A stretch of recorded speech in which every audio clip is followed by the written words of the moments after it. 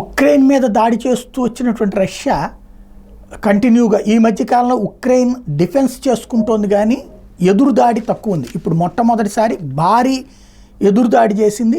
Russia మీదన Ukraine చేసిన దాడిలో భారీ దెబ్బతింది. కార్కివ్ మీద దాడికి ప్రతీకారంగా రష్యాతో పాటు క్రిమియాపైకి ఆదివారం ఉక్రెయిన్ భారీ సంఖ్యలో డ్రోన్లు, క్షిపణులు ప్రయోగించింది. ఈ దాడిలో 6 పౌరులు ప్రాణాలు కోల్పోయారు. ఇందులో 2 చిన్నారులు ఉన్నారు.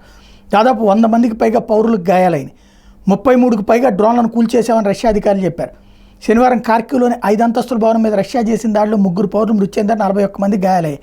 దీంతోనే డ్రోన్ల దండుని ఉక్రెయిన్ పంపించింది. ఉక్రెయిన్లో 2వ అతిపెద్ద నగరం కార్కివ్. గత కొన్నాళ్ళుగా ఈ ప్రాంతాన్ని హస్తగతం చేసుకోవాలని రష్యా ప్రయత్నిస్తోంది, తీవ్రంగా దాడులు చేస్తుంది. ఉక్రెయిన్ దాడి అనంతరం ఆదివారం మరోసారి కార్కివ్ మీద రష్యా మిస్సైళ్లను ప్రయోగించింది. ఈ ఘటనలో ఓ పౌరుడు మరణించినట్టు ఉక్రెయిన్ అధికారులు చెప్పారు. ఇందులో విశేషం ఏంటంటే క్రిమియా ఏదైతే ఇప్పుడు దాడి చేసిందో అది కూడా ఉక్రెయిన్ ప్రాంతమే. ఉక్రెయిన్ నుంచి రష్యా ఆక్రమించుకున్న ప్రాంతం. అంటే రష్యా మీద దాడి కూడా ఉక్రెయిన్ వాళ్ళకే సమస్య అవుతుంది. అది ఇక్కడ వింత.